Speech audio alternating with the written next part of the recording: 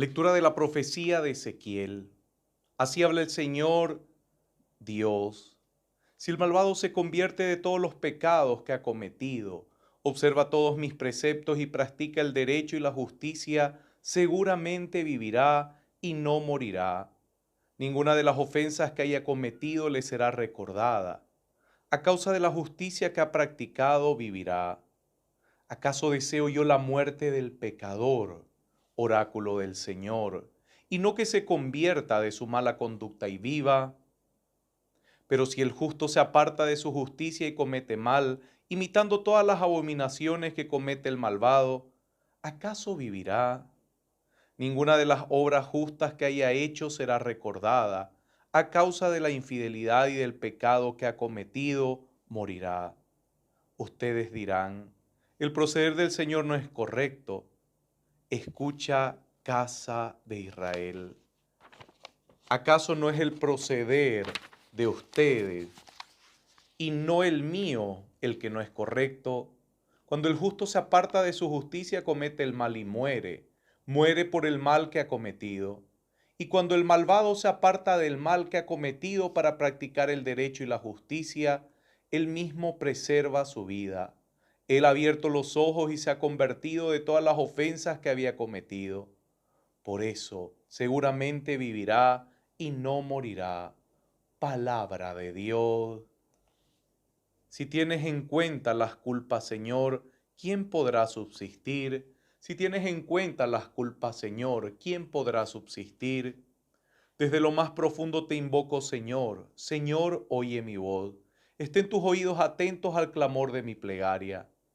Si tienes en cuenta las culpas, Señor, ¿quién podrá subsistir? Si tienes en cuenta las culpas, Señor, ¿quién podrá subsistir? Pero en ti se encuentra el perdón para que seas temido. Si tienes en cuenta las culpas, Señor, ¿quién podrá subsistir? Mi alma espera en el Señor y yo confío en su palabra. Mi alma espera al Señor más que el centinela a la aurora. Si tienes en cuenta las culpas, Señor, ¿quién podrá subsistir? Como el centinela espera la aurora, espera Israel al Señor, porque en él se encuentra la misericordia y la redención en abundancia. Él redimirá a Israel de todos sus pecados. Si tienes en cuenta las culpas, Señor, ¿quién podrá subsistir? Los invito a ponerse de pie para proclamar el santo evangelio. Tu palabra es luz que ilumina nuestra oscuridad. Habla, Señor, habla a tu pueblo, queremos escuchar tu voz. El Señor esté con ustedes. Lectura del Santo Evangelio de nuestro Señor Jesucristo según San Mateo. Gloria a ti, Señor. Jesús dijo a sus discípulos: les aseguro que si la justicia de ustedes no es superior a la de los escribas y fariseos, no entrarán en el reino de los cielos. Ustedes han oído que se dijo a los antepasados: no matarás, y el que mata debe ser llevado ante el tribunal. Pero yo les digo que todo aquel que se irrita contra su hermano merece ser condenado por un tribunal. Y todo aquel que lo insulta merece ser castigado por el tribunal. Y el que lo maldice merece el infierno. Por lo tanto, si al presentar tu ofrenda en el altar te acuerdas de que tu hermano tiene alguna queja contra ti, deja tu ofrenda ante el altar, ve a reconciliarte con tu hermano y solo entonces vuelve a presentar tu ofrenda. Trata de llegar enseguida a un acuerdo con tu adversario mientras vas caminando con él. No sea que el adversario te entregue al juez y el juez al guardia y te pongan preso. Te aseguro que no saldrás de allí hasta que hayas pagado el último centavo. Palabra del Señor.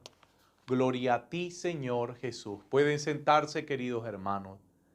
Si la justicia de ustedes, de nosotros, no es mayor a la de los escribas y de los fariseos, estamos perdidos. Escuche eso. ¿Cómo es eso? ¿Cómo puede ser mi justicia mayor? ¿Cómo gente que domina la palabra puede ser menos injusta que yo que no domino la palabra? Esto querido hermano,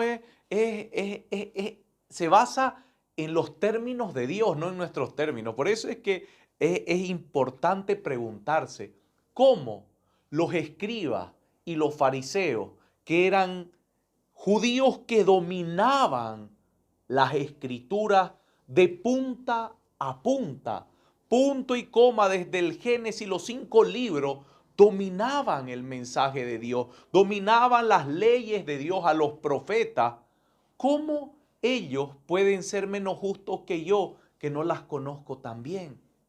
Querido hermano, es que no se basa de tener un montón de información para decir yo soy mejor cristiano que tú. No se basa de saber 1000 cosas de la iglesia para yo decir que soy mejor cristiano que tú. El mejor cristiano es el que vive la justicia de Cristo, la verdadera justicia, y no la justicia que yo voy desarrollando según las formas objetivas de mi vida o de ver la vida, en la cual muchas veces ese objetivismo se deforma o se aplaca a mi forma de querer. O sea que si yo quiero algo, yo voy aplacando la ley de Dios a mi manera y la utilizo según el gusto o la necesidad que yo tengo. Por eso es que Jesucristo es muy sabio y les dice, no me digan malo por este tipo de justicia. No me digan malo por hacer esto. Si el justo deja de hacer la justicia, va a hacer lo malo, se perderá. Si el injusto comienza a ser justo y deja su pecado, deja su mal, se salvará. No estoy siendo malo, estoy siendo correcto. Es que así es la justicia de Dios. O sea, ¿de qué te sirve decirte justo, practicar las cosas de la iglesia? ¿De qué te sirve saber muchas cosas de la iglesia, dominar la palabra, si no vives la justicia de Dios? ¿De qué te sirvió tanto conocimiento, tantos años de práctica, tantas cosas que has recibido, si no estás viviendo la justicia de Dios? Ahí comenzamos a hablar en los términos de Dios, los cuales nos animan a nunca creer que nuestra vida está perdida, a nunca creer que nosotros no somos capaces de Dios, a nunca creer que nosotros no somos dignos, porque hay gente que se acerca a las cosas de Dios y se ve tan indigno delante de los demás, pero su corazón vive la justicia de Dios, mientras que otros viven injusticia y las aplican como si fuera fe, y muchos se pierden y ya no se acercan a Dios. Nosotros vivimos dentro de los términos de este mundo, pero no somos de este mundo. Así que si nosotros nos agarramos de Dios, vamos a vivir los términos de Dios. Pero si yo solamente me agarro de las letras, de la historia, de la experiencia y de solamente las prácticas y no de Dios, querido hermano, estoy viviendo todo un cuadro sin contenido. Estoy viviendo todo un marco sin la obra de arte. No estoy viviendo como Dios quiere. Por eso es que la Cuaresma nos invita no solamente a creer que este tiempo es para ver lo malo que somos, sino que también para profundizar cómo está nuestra fe. ¿Por qué? Porque el que recién está acercándose tiene que interpelarse ante sus pecados. Pero los que ya llevan años en la fe, que cada cuaresma ya pareciera que se la saben de memoria, hasta los versículos de cada día se los saben de memoria, pero ¿cómo está tu justicia? ¿Cómo está tu justicia en tu vida de fe? Y si tu justicia se ha apartado de la justicia de Dios, hay que volver a esa verdadera justicia. La justicia de Dios es la única correcta y es la única que nos dicen hagan algo ahora antes de que sea tarde. Amén.